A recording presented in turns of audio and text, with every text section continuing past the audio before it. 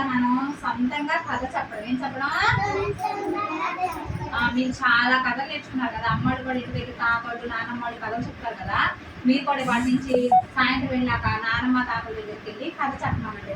వాళ్ళు వెనకట వాళ్ళకి ఏం కథలు ఉంటాయంటే నీతి కథలు, ఇంకా పేదరాశి పెద్దమ్మ కథలు చాలా వచ్చి వాళ్ళకి ఆ కథలు చెప్పించుకోండి మా అమ్మడి దగ్గరికి. సరేనా?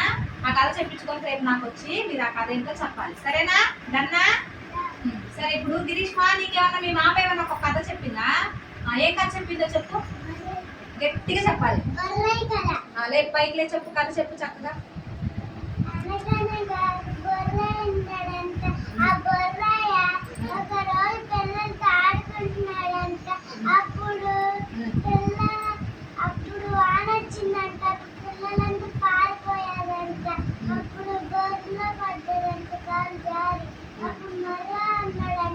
ఏమన్నాడు బొర్రయ్య?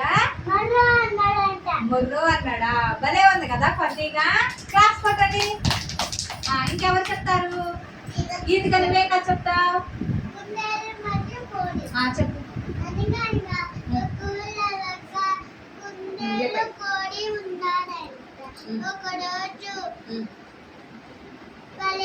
ఒకరోజు ఫ్రెండ్స్ అంట. ఒకరోజు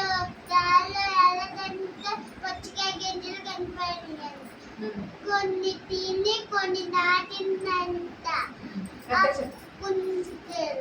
అప్పుడు ఒకరోజు నాటి నీళ్ళు పోస్తే పచ్చికాయలు కాసినాయి. పుచ్చకాయలు కాసినాయా?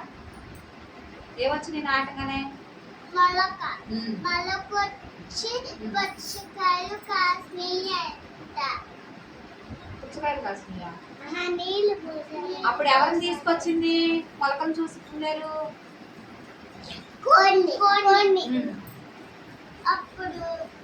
అప్పుడు కోడి చాలా హ్యాపీగా ఫీల్ అయ్యి ఏముంది? మంచి పని చేసావు. వాళ్ళిద్దరూ కలిసి ఏం పోసారు మొక్కలకి? నీళ్ళు పోసారంట. ఒకరోజు పచ్చికాయలు కాస్తే వాళ్ళు తిన్నారంట. ఇంకో రోజు వర్షం పడుతుంటే ఆ పుచ్చకాయలు తిన్నాక మళ్ళీ ఆ గింజలు ఏం తిన్నారు? నాటేసి అప్పుడు ఒక రోజు నీళ్ళు పోసి వర్షం పడుతుందంట. అప్పుడు ఆ గింజలు తీసి మళ్ళీ నాటుతున్నారు కదా, అవి మళ్ళీ పెద్దవి కాయలు కాసి వర్షాకాలంలో అవి బయటికి వెళ్లకుండా కథలో నీతి ఏంటి? ఏముండాలి? ఏముండాలి మనకి? ఏముండాలి? ముందు చూపు ఉండాలి. Very good. మరి మీరేం కథ చెప్తారు? ఏం కథ చెప్తావు? చాలా చెప్పు, గట్టిగా చెప్పు.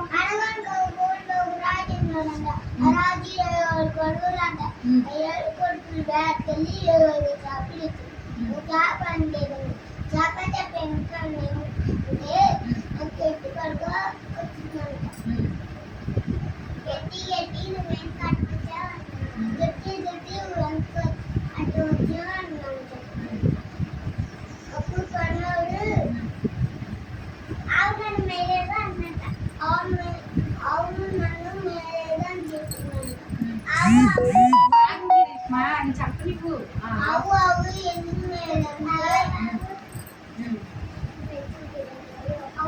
నన్ను పనిపిల్ల